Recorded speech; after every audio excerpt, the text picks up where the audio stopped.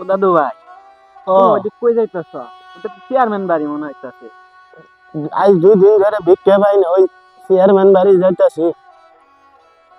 আমি জানি চেয়ারম্যান অনেক বড় লোক, বড় মনের মানুষ। চেয়ারম্যান বাড়ি যাবো। তাইলে মনে হয় দাদু ভাই আজকে আমরা পেট ভরে খাইতে পারবো। হ্যাঁ দাদু ভাই, দেখি যাই কি করন যা। কি অবস্থা মতিন মিয়া? আল্লাহর রহমতে ভালোই আছে।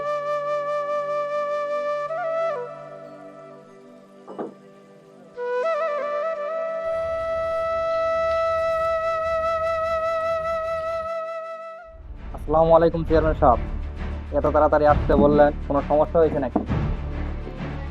হ্যাঁ, আপনাদেরকে ডেকেছি, একটা মিটিং করবো বলে। বসেন।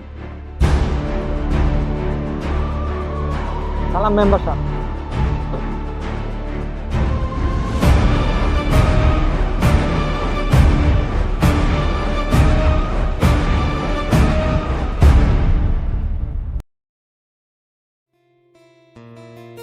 সালাম আলাইকুম।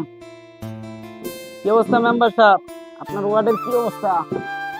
আলহামদুলিল্লাহ ভালোই চলতেছে। তা চেয়ারম্যান সাহেব এত জরুরি তরফ করলেন, কোনো সমস্যা আছে নাকি? না, কোনো সমস্যা হয়নি তো।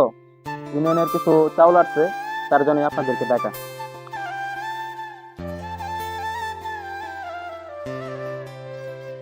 আসসালামু আলাইকুম চেয়ারম্যান সাহেব, পরিচিত গেছিলাম, আপনাকে পাইনি তো, তাই বাড়িতে আসলাম একটা সিগনেচারের জন্য। তোদের মতো ছোট লোকদের জন্য পরিষদ মিটিং করে শান্তি পাই না, আর বাসায় যদি মিটিং করি তা তোদের জন্য পারি না। যেখানে যাই সেখানে কুত্তার মতো গুড় করতে চলে আসিস।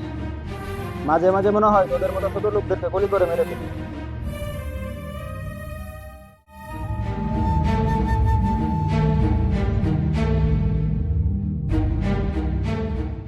তো চেয়ারম্যান সাহেব, পরিষদে যে চাউলগুলো আসছে কোন ওয়ার্ডে কিভাবে দিতে চাইতেছেন? আমার ওয়ার্ডে আবার চাউলের কাঠ বেশি, বেশি বেড়ে গিয়ে।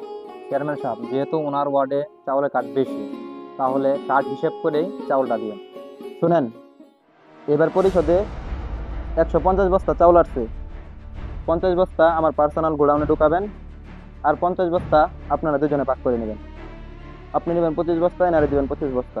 এরপরে 50 বস্তা গরিব দুঃখীদের মাঝে বিলিয়ে। চেয়ারম্যান সাহেব, আমাদের ইউনিয়নে অনেক গরিব দুঃখী মানুষেরা আছে, তারা এই ইউনিয়নের চাউলগুলো নিয়ে পুরো একটা মাঠ চলে। এখন আমরা যদি এই চাউলগুলা আমরা ভাগাভাগি করে নেই, তাহলে পরবর্তীতে মাসগুলা তারা কিভাবে চলবে? এই পরিষদের চাউল দিয়ে গরিব দুঃখী মানুষের পেট চলে। চেয়ারম্যান সাহেব, এভাবে তাদের পেটে লাথি দেওয়া ঠিক হবে না। শুনেন মেম্বার সাহেব, এত যদি মানবদরদি হন তাহলে সংসার চলবে কিভাবে? সরকারি থেকে যা বেতন পান তা দিয়ে কি সংসার চলে?